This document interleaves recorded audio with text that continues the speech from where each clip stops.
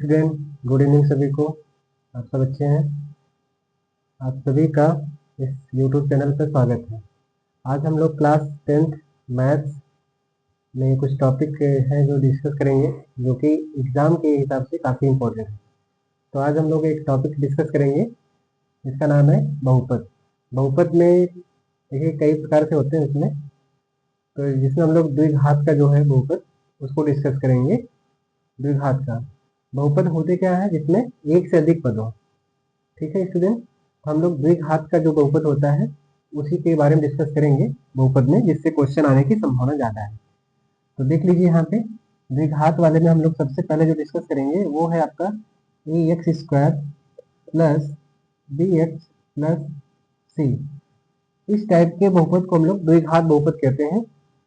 इसके लिए हमें शून्यकों का योगफल और उसके शून्यकों का गुणनफल निकालना पड़ता है।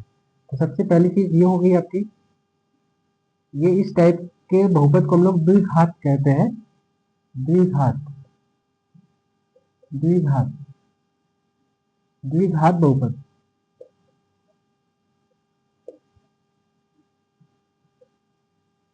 इसके लिए आपको शून्यकों का योग, शून्यकों का योग और शून्यकों का गुणनफल, शून्यकों का गुणनफल।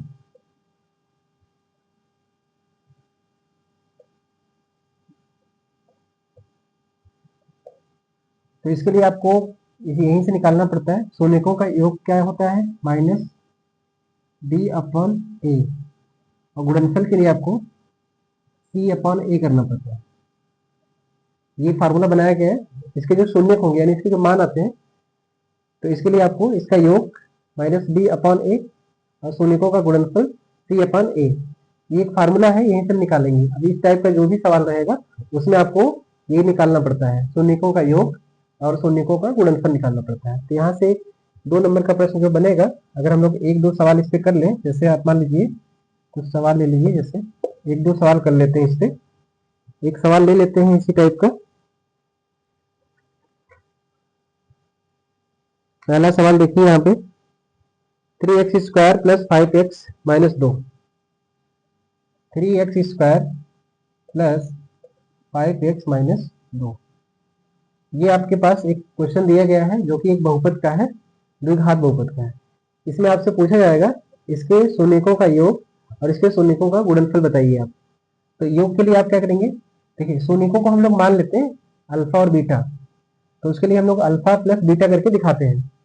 तो अगर इसके लिए हम लोग निकालने पड़े यहाँ पे, तो सबसे पहले आपको ए, बी और सी का मान निकालना पड़ेगा। इस समीकरण से आप तुलना करा दीजिए। तो इसके लिए यहाँ से हमें ए का मान क्या हो जाएगा, 3, बी का मान 5 हो जाएगा और सी का मान कितना हो जाएगा, -2 हो जाएगा। ये हो जाएगा।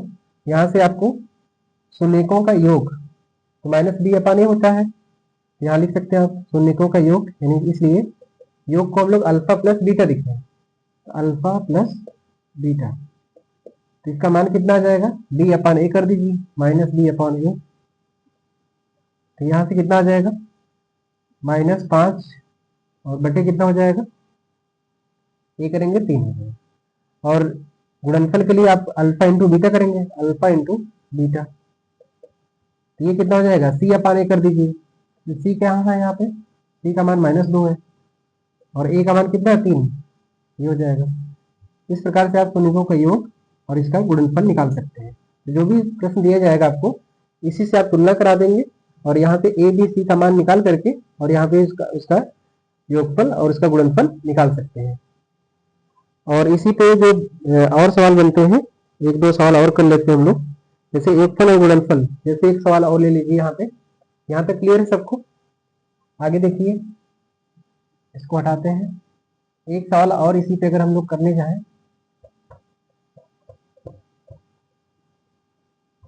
तो कर सकते हैं। दूसरा सवाल जैसे है 6x² minus 3x, 6x² minus 3 है और ये -7x लिखा हुआ है।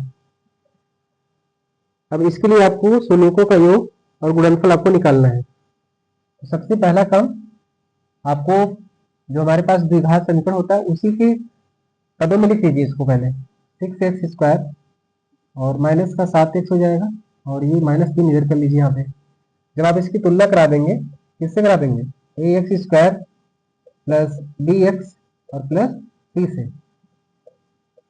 से इसकी जब तुलना करा देंगे आप, तो यहाँ से आपको a b c का मान मिल जाएगा। तो यहाँ से a का मान कितना हो जाएगा?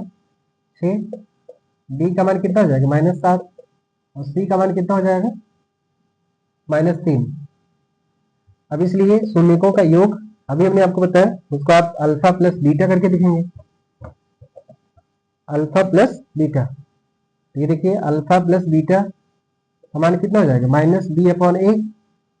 तो -b/a कर दीजिए, यहाँ पे -7 हो जाएगा, अपॉन a कर दीजिए 6। इसका मान कितना आ गया? 7/6 आ जाएगा। और दूसरा गुणनफल के लिए आप क्या करेंगे? अल्फा इंटू बीटा करेंगे। इसका मान कितना आ जाएगा? c/a। c/a करेंगे तो -3/6। इसको छोटा करना चाहेंगे तो काट भी सकते हैं 3 से। 3 का 3, 3 दूना 6, तो यह आ जाएगा -1/2। ये इसका आंसर हो जाएगा। इस तरीके से आप कर सकते हैं। तो बहुपद के ये जो प्रश्न बनेंगे इस तरीके से आप इसमें कर लीजिएगा। और कुछ सवाल देख लेते हैं इसमें। जैसे जो बहुपद में सवाल पूछे जाते हैं वो सब हम लोग यहाँ पे कर लेंगे तो ज़्यादा आसानी रहेगी आपसे। जो बड़े प्रश्न पूछे जाते हैं, ये जो आसान लेवल का प्रश्न था 2 नंबर में, आप इस तरीके से आएगा तो कर ले जाएंगे। सवाल यही से बनता है, द्विघात वाले से सवाल बनते हैं।